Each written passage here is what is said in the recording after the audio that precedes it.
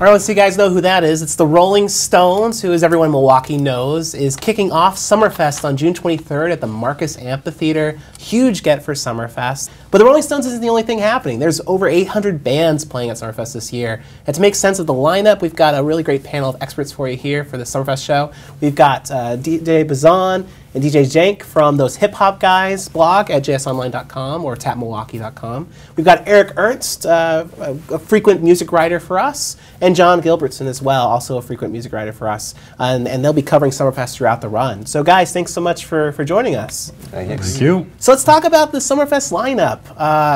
Yay, nay, good, bad? What are some impressions? John, what do you think? You've been covering Summerfest a while. I think overall, I mean, certainly kicking off with the Stones is a big thing. But I mean, I think it's an overall, it seems like a solid lineup. And when you have someone like, Kendrick Lamar, who made one of the, I mean, the album is just getting crazy good reviews. Yeah. I mean, Eric Zach Brown Band, I think, is an interesting get because they're doing stadiums, but they're also doing Summerfest. It is, and it seems like a venue that they really, really enjoy, and that's one of the last few years when they've come to the amphitheater, it's been packed, I mean, to the gills everywhere. I think that there's a really strong lineup across country music. What I like that Summerfest has tried with and is continuing this year is the Rhymesayers stage, where they give a record label a stage and give them the day to sort of curate it themselves. And I wish they would do that with more record labels and more genres. I wish we'd see more of that sort of lateral lineup on a stage where you get to go sort of camp out and enjoy a day of that sort of curated music. Yeah, no, for sure, for sure.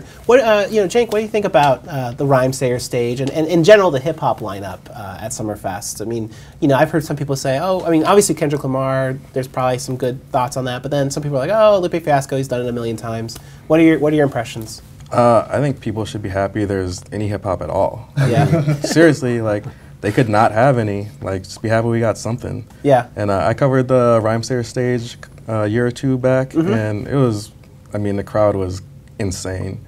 Bazan, what do you think about Kendrick Lamar at the Marcus? This is his biggest headlining show he's ever done in terms of a hard ticket show. What do you think about that? I think it's really well deserved. I mean, the buzz is obviously there. Even if he didn't release an album this year, I think people would have been excited to go.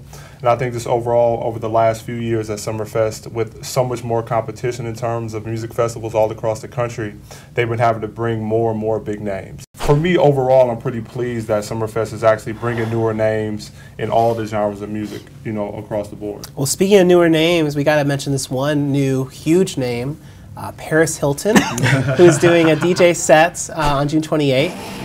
This has been really polarizing. There have been people who've said, there was a petition created to get her out of the lineup. And everyone's got different opinions on it. John, I think you're actually going to review that show for us. Any thoughts on Paris? You've got no opinion on it. That's his thought. That's that's great. Pull the pin on the hand grenade and hand it to me. No, I mean, look, it's possible. Yeah. I mean, it would actually be very interesting if she actually put on a set that worked. Yeah. But I'm just going to have to clear my head right before I go in and just say, all right, let's just pretend this is. Yeah. But I think that it's already working because we're all talking about it. I've never heard of a petition made to get somebody kicked off the stage at Summerfest. So I think there are going to be tons of Paris Hilton fans that are going to feel strongly to say, I got to go support. And there are going to be people that are going to go and boo and be mad, but then they're going to be in pictures and it's going to make it look bigger. You know what I mean? So let's talk about headliners that you're really looking forward to seeing. John, is there a couple acts that you think people should check out? Yeah, I mean, one of my favorites, one that I was really pleased to see was because I've been really following lately, is Mavis Staples. Yeah, by the Staples Singers, one of the all-time great gospel singers. So that is definitely going to be one of those sets that I hope a lot of people do check out because it is well worthwhile. Is there another headliner you'd want to see? I was thinking of definitely. I'm thinking of New Pornographers, Canadian. I mean, with A.C. Newman, who is just a superb, just pop rock songwriter. I mean, pop rock, power pop, whatever you want to call it. But I mean, just this. The New Pornographers, they haven't made a single bad record. There have been ups and downs. And Burl Bruisers, which is their most recent one, is probably, I don't know, maybe I might put it first or second on the list. Yeah, for sure. Eric, do you have some picks? I know you love country, so any country standouts for you? There are, and there's obviously a lot of big-name commercial country acts coming in. Two that really stand out, I think, are Brett Eldridge is one. He's one of those great cases that's hilarious to me because he just won the Best New Artist Award recently at the CMAs, even though his first charting hit came in 2010. I have never been able to figure out how that plays out, but it was well-deserved if you're going to give someone an award because he's distinctive in commercial country music because he's got a really deep, soulful voice that you don't see too often in that realm. And the other big country name that I would mention on the side stages is someone who John didn't like his recent album, which is Billy Currington. He didn't seem like a fan of that. Of Summer Forever, but the guy's got I thought I'd hidden it well. Yeah, no, you did not. 9 #1 radio hits, and that's about as big as it comes over the past decade. And he's the type of guy who has opened for some of the biggest country tours, and I've seen him a number of times, and he's someone who can come in and just grasp an audience and win you over within the first couple of songs. He's adorable, we can all admit it, and that plays well in the country realm, too. That's straight, darn skippy, yeah. Jake, who's adorable that you want to see? Adorable? Yeah. I think that's a very good question. Tell us. Yes, who's the most adorable actually, I want both of them. Are there like animals performing? What headlines do you want to see? Sheila E. She's a big one for me. She's one of the best percussionists living, and she survived Prince. She's gorgeous. I've always had a crush on her since I was a kid. So I'm really excited to see her. Yeah, and she's playing the Johnson stage, which is a pretty intimate stage. That should be cool. Yeah, it'll be fun. Yeah, any other headliner highlights for you? Public Enemy. That's like a childhood thing. Like all their albums kind of changed my life. Takes a Nation of Millions to Hold Us Back, and all that stuff. I haven't seen them since the 90s. They changed hip hop. I mean, you know, even though Flavor Flav went on to, you know, the reality show stuff. I mean, I wonder if he's coming. I don't know. I don't know if he'll be there or not. But still, Public Enemy.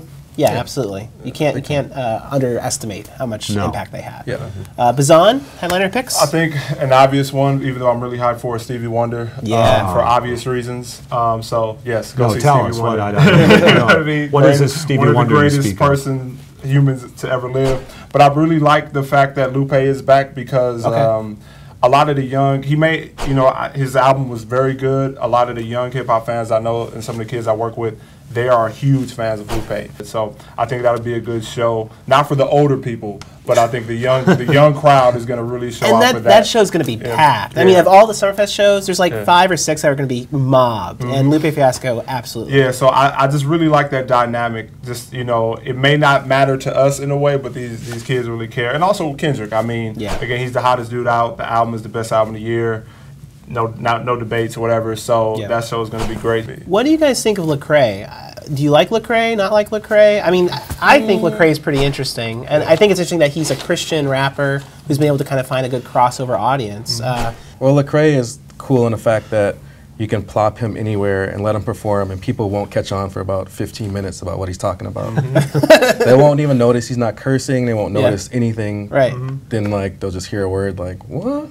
And Eric, I know you're big into like electric guitarists, and Gary Clark Jr. What are your thoughts on him? I mean, he's phenomenal. I mean, there's no. He's one of those folks that just, whether you know him or you don't know him, blows you away as you walk by. And there's certain sounds at Summerfest that just jive with the vibe for it, and a really great blues guitar act like that is just perfect for Summerfest. There's so much stuff to check out. I mean, and I love Gary Clark Jr. too. He's definitely a highlight. There's a ton of highlights. I have a story on Summerfest picks you can find at jsonline.com/Summerfest. If it's not up now, it'll be up very soon, so check back for that, and there's all sorts of stuff there.